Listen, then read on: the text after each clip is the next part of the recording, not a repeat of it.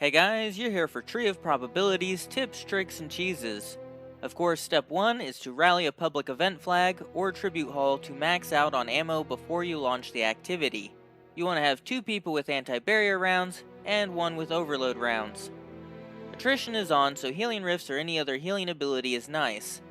Due to one of the recent changes, you can now spawn your sparrow at the beginning, so you can bypass the enemies at the beginning if you want.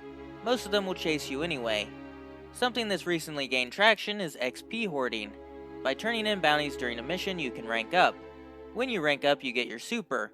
By hoarding a lot of bounties, your team can start out with a super, and doing so saves a lot of time. Then at the boss fight, you can use a super like Nighthawk, hide and then turn in some bounties and then quickly Nighthawk again. This can help take out the boss easily. And it can also help fire teams struggling to get 100k. Going into the top left corner will help you get the scorpion on the left and the right. They should be the first target. You need to kill the champion and most of the enemies to progress. Something unique about Anarchy is that it takes the effect of other weapons. If you attach Anarchy to an overload or anti-barrier champion, then run away, if you pull out and activate your anti-barrier mod, any Anarchy damage will count as anti-barrier. Same with overload, allowing you to easily solo anti-barrier champions. 2 shots of Anarchy, run away, scope with your pulse. When you hear him break, damage him, shoot 2 more Anarchy and repeat. As soon as you go through the portal, summon your sparrow to quickly make your way to the infinite forest. You can even sparrow part of the way through if you're lucky. Opening doors for your team early can save time even if you don't progress forward at that time. Primitive Rebel Gaming found that you can Titan fly across the infinite forest. You want to have a sword, lion rampants, and catapult lift. The more mobility the better. Jump off, activate your lift, you will see your character goes upwards, then deactivate your lift. Start to fall, then swing your sword. Start to fall, then activate your lift and repeat. If you do it too fast or too slow, you won't go upward when activating lift. The encounter starts when you enter the end portal area. If you're flying high enough, you can actually sneak past the first wall barrier and enter the rest of the strike without enemies, but you won't be able to complete the strike until someone activates all of the checkpoints normally, making it a speedrun strat for fire teams. 750 Ordeal doesn't have any champions.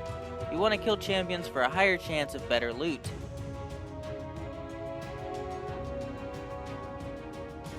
After hitting the checkpoint, you can wipe to bring your teammates forward. You can also save time by jumping from the forest to the end without opening all the doors. This still activates the checkpoint to continue.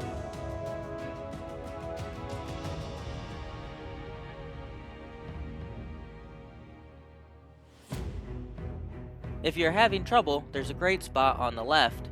By crouching behind this slab, you can easily take out enemies without getting shot. After you take them out, you might have some Cabal under you, so throw your grenade.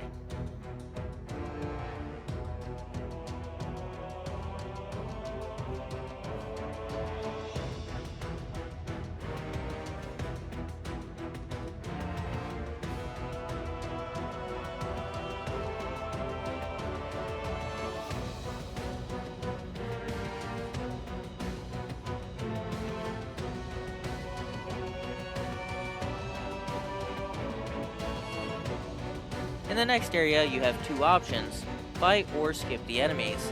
A great cover spot is on top of the portal.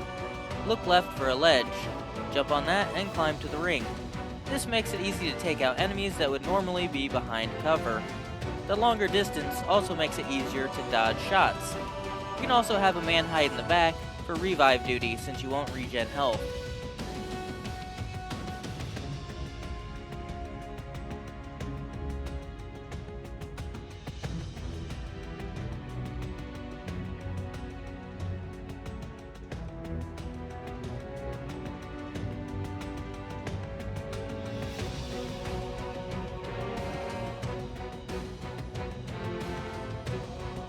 If you want to skip the enemies, run around the right side and jump across the gap. When you land on the other side, it will update the checkpoint and you can spawn your sparrow to drive to the next area.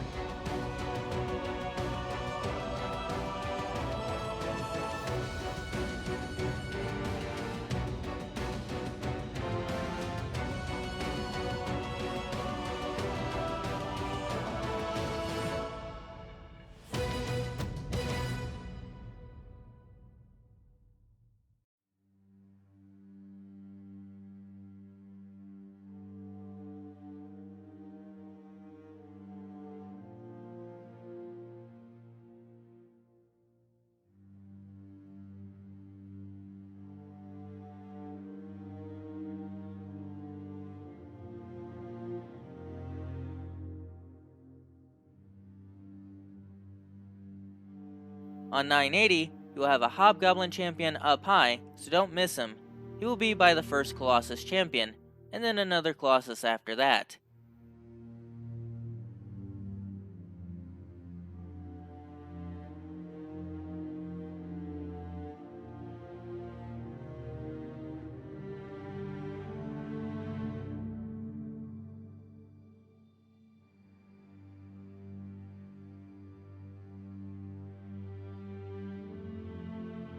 I suggest taking the top right Sparrow route, just avoid the lasers.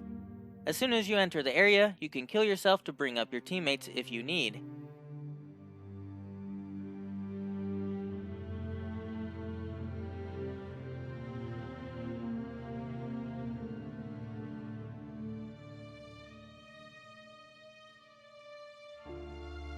Staying at the entrance can help you pick off enemies from long range.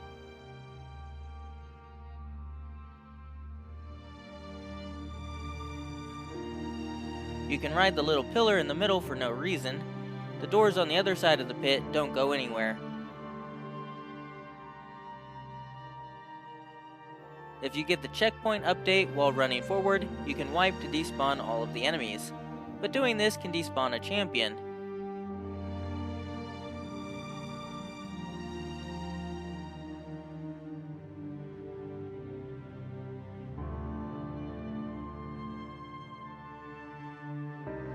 There will be a big Minotaur before the boss comes in. Shoot him while he's standing and while he is half dead on the ground to get free points. You want to push the boss pretty fast. This prevents Scions from spawning.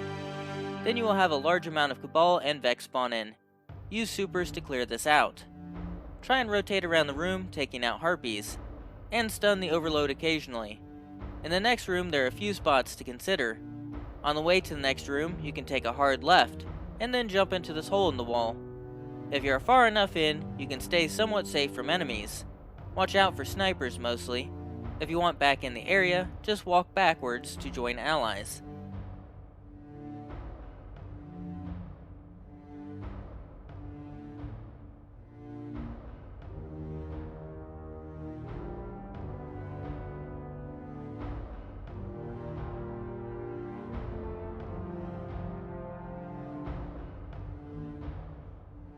There's a small space on the back wall where you can crouch. The main problem is splash damage and grenades.